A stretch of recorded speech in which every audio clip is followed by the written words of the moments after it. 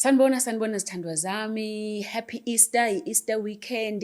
Welcome to yet another Sex on Sunday la ku Dr. Nomcebo Mthembu Network. Ngiyanimukela sithandwa zami kule platform yethu. Uyazi-ke nawe asijajani kule platform lana, siyasapotana, siyakhulisana.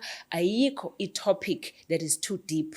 Ayikho i-topic esizinyeza ngayo. Ayikho futhi into esingakhulumi ngayo kule platform yethu ka Dr. Nomcebo Mthembu ku YouTube. So if awukaka subscribe, hamba usubscribe, ulike, ufake i-notification button. Kule weekend ke sithandwa zami, it's an Easter weekend njoba ngishilo, and uyazi-ke nawe i-Easter is about ukuvuselela, ukuvuselelwa i-connection, ukuvuselela imndeni, and we're rebuilding and we're reconnecting, not just ngokwenkolo yethu, not just futhi ngokwemndeni, but also you need to reconnect nangawe nje, ukuthi what is happening kuwena within you, kuze ngesikhathi su-connecta nomuntu wakho, wena su-right ngawo. So sithandwa zami ngithe this time let me go deep ngenye indlela, angeni deep ngontomzodwa, angeni deep ngovusmuzi, kodwa ngithi let's go deep emotionally. Kungenzeka yini ukuthi uthimulele nomuntu, you are connecting more than just the moans and the touches and the smells, but i-connection yenu is spiritual.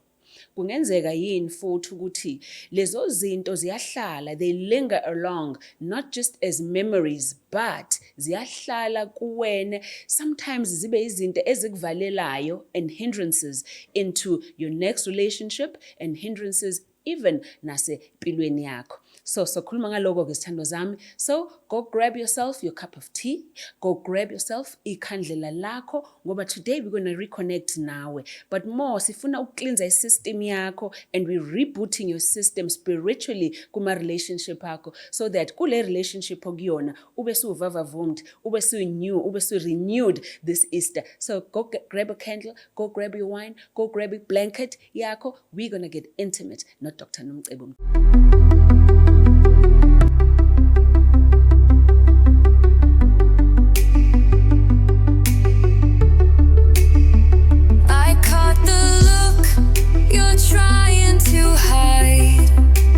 Lubricant abanye bangaze bazitshela ukuthi uyigcoba mhlambe uneyinkinga zokuthi umile, noma unenkinga yokuthi umuntu wakho awumuzwa.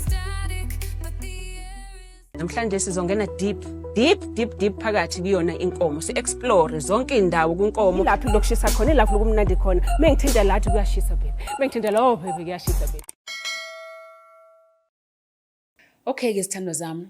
Kuke kwenzeke yini kuwena uthi kade physical nomuntu wakho niyadavazana kahle, kodwa uzizwe nje kunento esalelayo, uzwe nje ngathi unokusindwa thizeni ngalowo muntu, uthi nangakusasa uzwa ngathi hayibo umthwele la nasenhlizweni nomphefumulo, uzwe nje ukuthi angathi lo muntu ukhona. Lalela, lento ngenzeka kahle futhi ngenzeka kabi. Kokunye kungawukuthi nje uyamuzwa nje noma ucabanga ngaye, noma ubhizi nje nento obhizi ngayo, kodwa uthi awini lento engisindayo, hawe uthando lakasibanibani. Ukukuzwe lokho, or even uthola ukuthi senihlukene nalomuntu, kodwa kukhona into nje ukuthi makudlala iculo lakhe uzwe inhliziyo ithi ukuskipha kancane, alright? Or ubona umuntu wakubo ube nento nje ushawe uvalo kwesinye isikhathi, noma iperfume yakhe. So ube nezinto nje ozwayo ukuthi hey, lezi zinto uma engikhumbuza yena lo muntu, kodwa ngiba novalo nje thizeni, ngiba novadlwana olukhona. Mhlawumbe ukucabanga ukuthi ngoba mhlawumbe ngiyamthanda nyoma.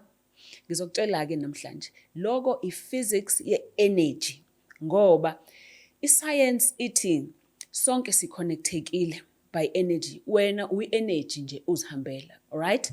As i-energy kune-law ye-thermodynamics ethi energy, ngizoyisho ngesingisi, okay, ngoba ngayifunda ngesingisi. Okay, ithi energy cannot be created or destroyed, but it is merely changed from one form to another.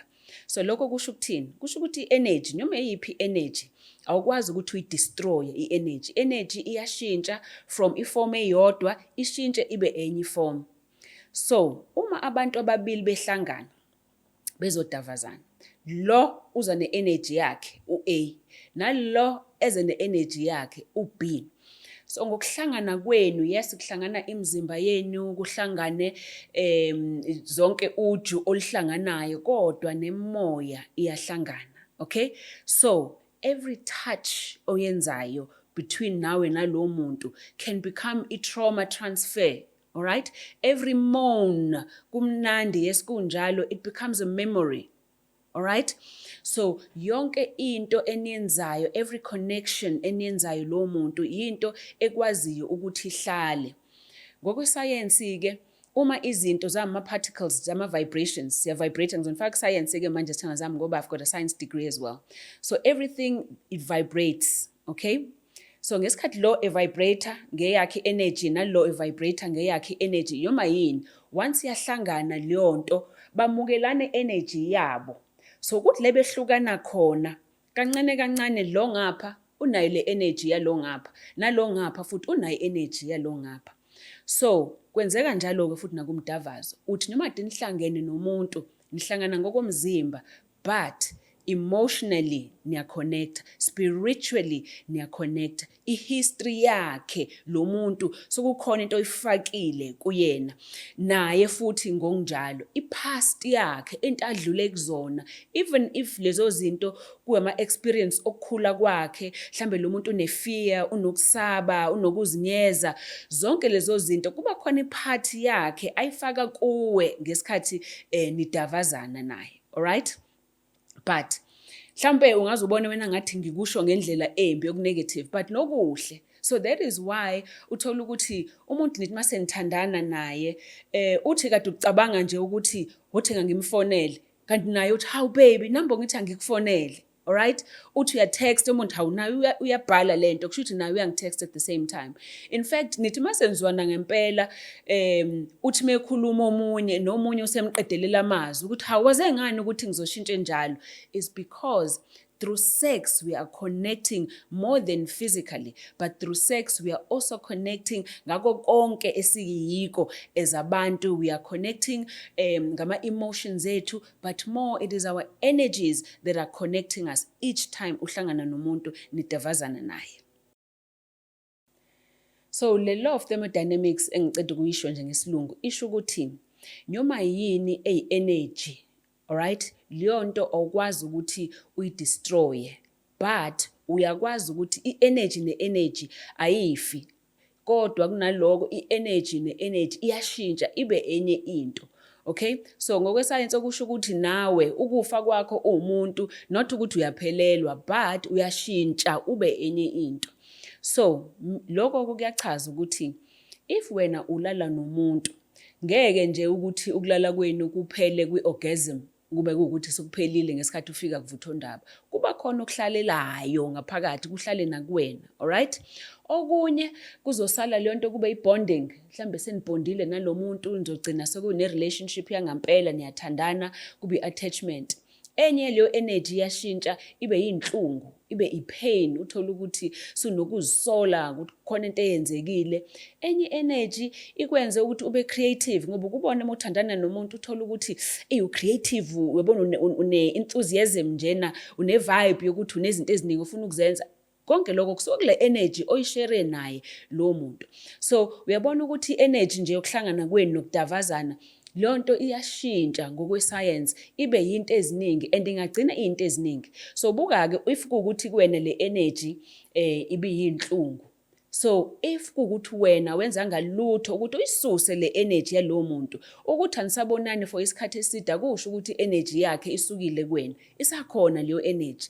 Meaning wena kunento kumele uyenze kuze uyisuse leyo energy kuwena, so that lo muntu akasenayo ipower over wena. And lalela, akukona ngoba lo muntu naye ubekade ezama ukukuthakatha or ezama ukukugcinezela. Cha, it's just how science works. It's just how energy works, ukuthi ngesikhathi senihlangana senishare yonke into nama-emotions nawakhe uyawathatha. Lento ifana nani umuntu if kuwukuthi lo muntu une-depression, uhlale esed, lo muntu unexhala, uhlale worried, uyazi nawe ugcina sunjalo njenganaye, ngoba sumukele i-energy yakhe wayithatha wazoyifaka kuwena kwabe eyakho i-energy. Kuthi kudala senahlukana nalo muntu, kodwa indlela nawe reacta kuyona entweni ethize uzibona ukuthi hawu naku nami sengenza njengobani ingoba yasalela i-energy yakhe kuwena. So zithandwa zami kubalekile ukuthi kunezinto okufanele uzenze kuze wena le energy yalo muntu uyisuse kuwena. Now ngiyazi-ke lukhona baningi abantu osumcabanga ukuthi kushuthi yiko nje ngimphupha usibanibani, kushuthi nje yiko nje mengicabanga usibanibani noma mengimbona inhliziyo yami ishaya udambayi. Alright, akuyona into embi njalo zithandwa zami, but uyadinga ukuthi wenze something yokuthi uzikline wena, wenze something yokuthi uyisuse leyo nto kuwena. Before ngingena lapho ekuthi uziklina kanjani, uyisusa kanjani, asike singene ekuthenini isintu sithini. Sithini isintu ngenxa ngento yokuthi mulale nomuntu kwenze kanjani. Asikhumbuleke ukuthi isintu umdavazo nje into ehlonipheke kabi. Ithina nje nawe no Dr. Mthembu esiyikhulumayo lento ngoba siyazi ukuthi sifuna ukufundisana, ngoba sifuna ukwakha imizi. Kodwa ngokwesintu ayikhulunywa nje kakhulu into yomdavazana because into le engcwele engakhulunywa noma ilaphi, because bayayazi energy yayo ukuthi yini ithwele ini into yocansi nomdavazo. That is why nangokwesintu kunezinto ongazenza, ukhuluma emsamo. For instance, if ukuthi kade nidavazene nomuntu kufanele uzile izinsuku ezithize before uyokhuluma emsamo, or you know, as much as ngithi ukukhuluma emsamo, but ingoba into yasemsamo kuyinto nakhona sacred, so kufanele uzigeze before uzokwenza into enjalo. And hayi ngoba kuthiwa umdavazo ungcolile, but it's because kumele kumkhuleko lo wethu wesintu if ukuthi uyemsamo or ukhuluma nabantu bakini, kumkhuleko. And when you do that, you have to be pure in spirit. And for you to be pure in spirit, kumele kube ukuthi akukho i-aura ne-spirit somunye umuntu eseduze nawe. That way you are able ukuthi uconnect kahle nabantu bakini, uconnect kahle noNkulunkulu wakho, okay? When you are pure of spirit. That is why nabanye bathi manje you must meditate and zone yourself, ukhiphe whatever, is because kubalekile ukuthi when you are connecting nomdali, when you are connecting noNkulunkulu wakho, it's important that you are pure of spirit. Now, ngokwesintu-ke kuyahamba-ke kugcile kungene even more ngoba I think naseBhayibhelini kwakushiwo ukuthi uma umuntu wesifazane esesikhathini nawe owesilisa kumele uzigeze, because you are connected ngaleso sikhathi. When she's on her period, as much as she's actually bleeding, but nawe you are supposed to be cleansing yourself ngoba you are connected souls manje. Okay, so that is why kubalekile ukuthi ungahamba udavaza la nala ngoba once you do that so uthatha yonke le energy of all these people isikuwena, so uhlangana nomunye umuntu ke manje so ushare le energy wena obuyihambe wayithatha kwabanye abantu. Kuba dangerous kakhulu ke zithandwa zami if kuukuthi for example udavazana nomuntu wena mhlambe ukhipha isisu. Alright, ngoba khumbula ukuthi ngokwesintu, ngoba ngisakhuluma ngesintu ke manje, ngoba ngokwesintu if umuntu eshonelwe, that is why kuthiwa kunezinto uyazila, there's things you don't do uma ushoneliwe until uzugeze. You must cleanse with whatever way, whether uklenza ngolwandle, ugeza ngosawoti, ugeza ngembozisi, ugeza noma yini le okudinga ukuthi ugeze ngayo, because leso spirit sokuthi lo muntu usehambile kumele ususe kuwena.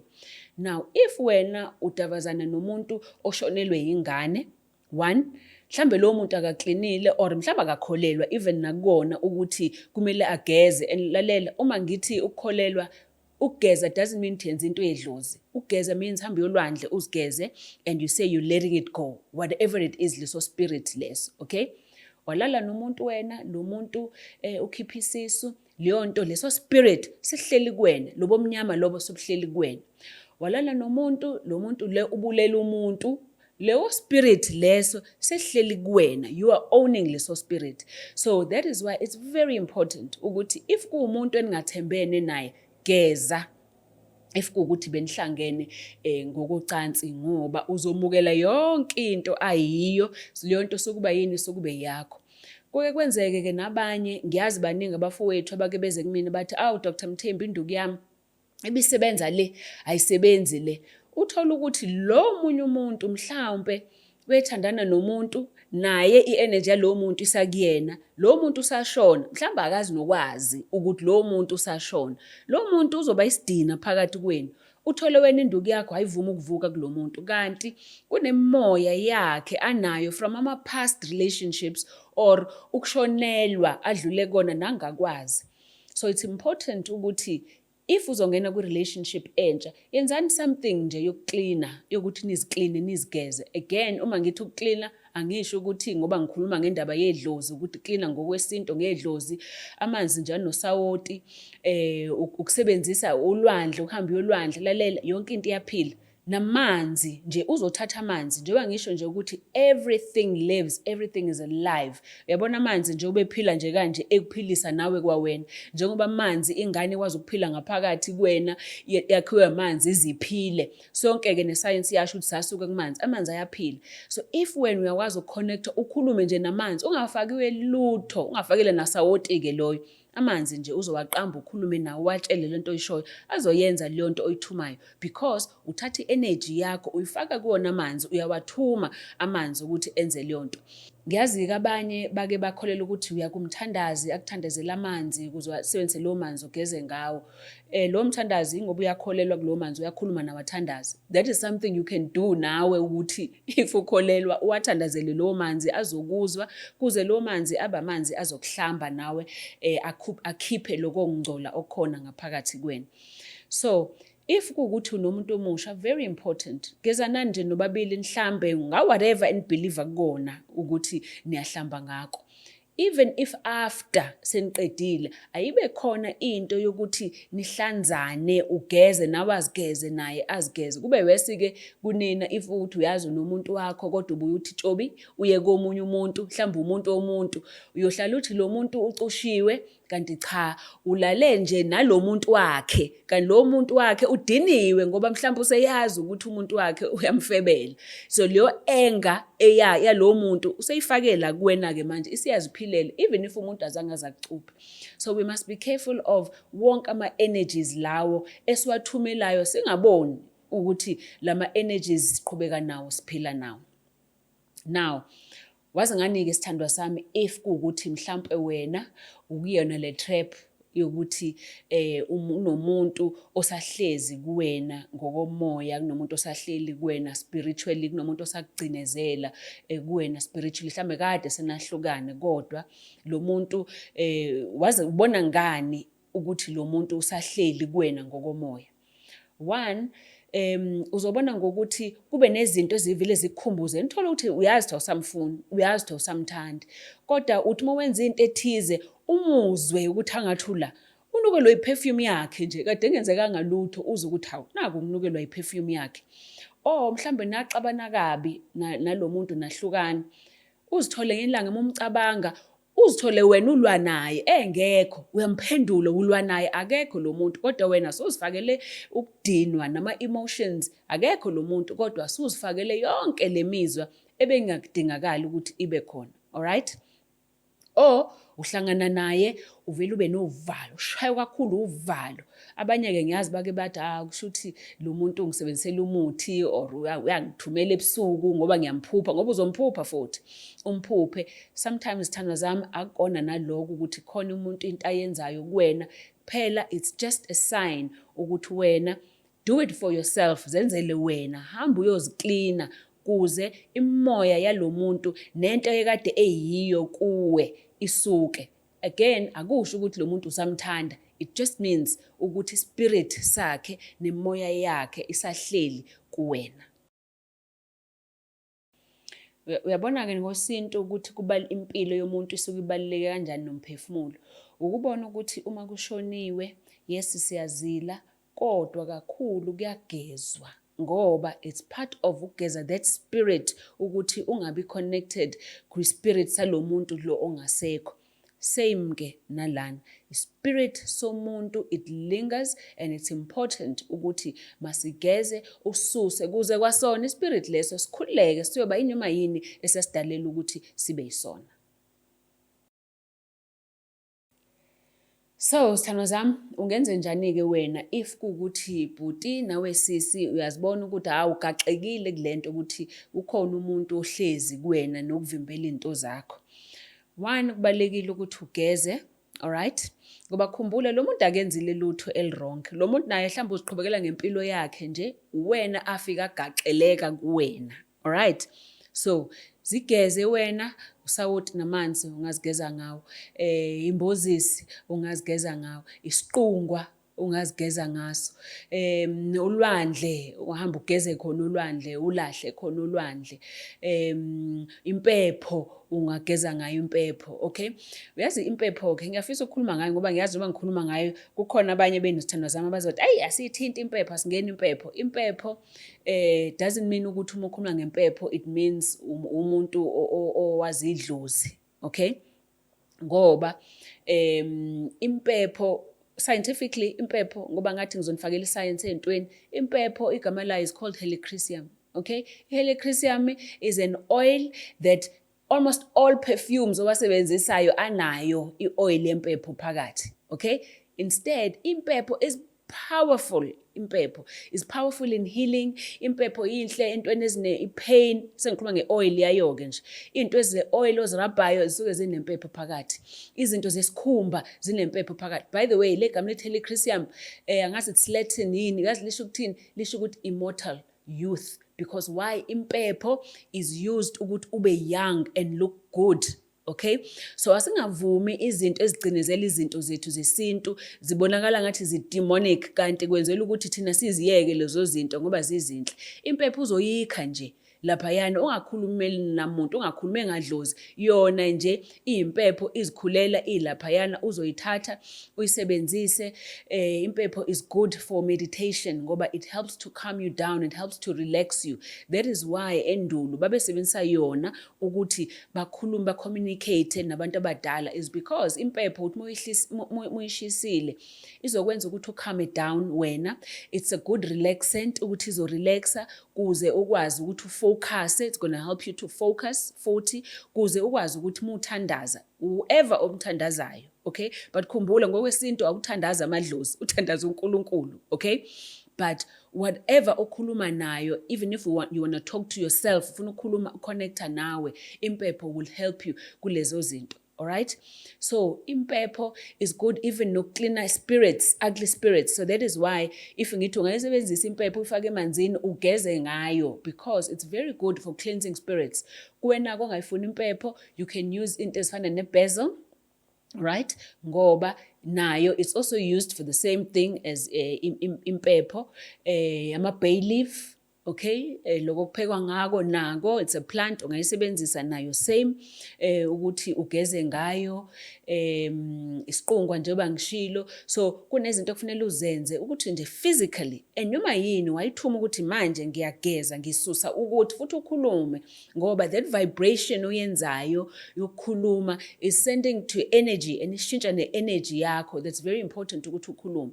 Nokugquma is important. Noma ungaqhuma ngani, ungaqhuma ngamanzi nje, uqhuma ngamanzi onosawoti, uqhuma ngamanzi olwandle, konke lokho kuzoyisusa imoya yomunye umuntu kuwena because ngesikhathi uqhuma kuvuleka iziqu zakho zoboya. Through iziqu zakho zoboya i-energy enye isiyaphuma lapho. So ukwazi ukuthi uma ukhuluma ugquma uyayikhipha leyo energy yomunye umuntu. Abanye ke bathanda ukuthi bakhuleke, ungakhuleka emakhandleleni, that is verbal, uyakhuluma and you are still letting go and you letting out that energy yomunye umuntu. Umuntu wesifazane kuyenzeka ukuthi energy yomunye umuntu nento azenza omunye umuntu ihlala kwisibeletho sakho. Yithi noma uthandaza ukhuleka ukhulume naso isibeletho sakho usho ukuthi imoya nani kwisibeletho sakho ikhiphe uzenzele wena. And noma yini sithandwa zami, if ukuthi wena uyafocused uyikhuluma ngawe kuwe ngayo, leyo nto izokhothamela, it will be obey and izophuma. So khuluma nesibeletho sakho umuntu wesifazane ngoba mhlambe kunemoya ehlezi khona esegcinezele ukuthi wena ungatholi ingane, kanti leyo moya is from your past experiences and is from your past, your exes nezinto bona o ex bakho abadlula kuzona. All right? So as much as uzokwenza lokho this time, yenza sure ukuthi uma kuwukuthi uzothola umuntu omusha, you are connecting naye lo muntu. ugeze nawe ngoba ufuni nawe ukuhambise yakhe energy ne-trauma kuleyo muntu. And each time ulale nomuntu oclose, umuntu ongamthembi kahle, thola something uzigeze nje ngoba uyazi ukuthi wena wenze njani, upurifier and ugeza i-system ne-aura ne-energy that is governing you, that is around you. Okay, sithando zami, sizivala. Remember, like i-podcast yami, subscribe, ufake i-notification. Next week ngizobe ngi-live next week siqhubeka nawo uNtomzodwa nama-demonstrations nanovusumuzi.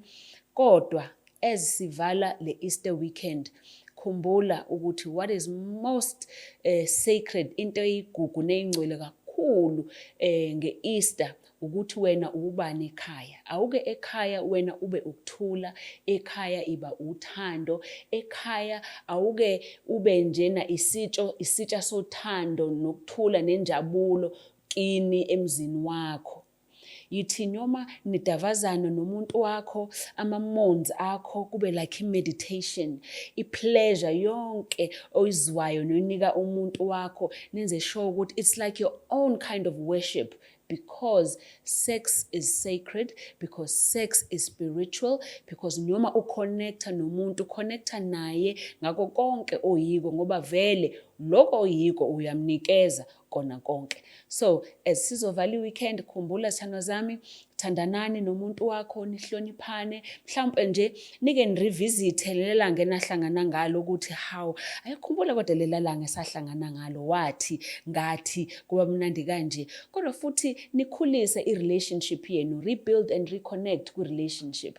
Mhlawumbe ke ntshelani nomunye asho ukuthi nazi izinto engizithandayo ngawe, nomunye athi nazi into engizithandayo ngawe, nomunye asho ukuthi nansi into engiyi-appreciate-ayo ngawe ukuthi uma kuthiwa wukho ngingahlupheka la. So uvaluable kumina ngenxa yezinto ezithize. And nakhona as umtshela lo muntu wakho, mhlambe umbhalele i-note ngokuthi umthanda kanjani, yini oyithanda ngayo, or umsendele i-voice note, thando zami umuhle la, ngiyabonga ngokuthi, ngoba amazwi ewodwa, again ngiphinda kwi-energy, amazwi ayi-vibration. Uma wena ukhipha i-vibration enhle uyikhiphela kumuntu wakho omthandayo, iyamila, ibe isimila, ibe isihlahla esihle esokhulisa ubudlelwane bakho, esokhulisa ubudlelwane benu. Nibe nempela sonto enhle sithando zami, nibe nesonto elihle. Mina ngiyohlangana nani next Sunday. There will be sex in this place on Sunday with Intimate with Dr. Mthembu. See you then. Bye. Welcome to Medelution Lifestyle, Wellness Clinic and Spa, where health is everything. As an integrative medical practice, we offer holistic, individualistic treatments. Each journey begins with a full blood screen and a complete medical examination, followed by a personal treatment program tailored to your unique needs. We also offer a wide range of services including weight loss programs, detox programs, skin and beauty treatments, aesthetics, stress therapy, and lifestyle coaching. We are located at 6 Old Main Road, Bothos Hill, South Africa. Find out more on our website www.medelution.co.za or contact us on 031 765 8475 or send us an email at info@medelution.co.za. We are open Monday to Friday from 8 a.m. to 5 p.m. and Saturday from 8 a.m. to 1 p.m.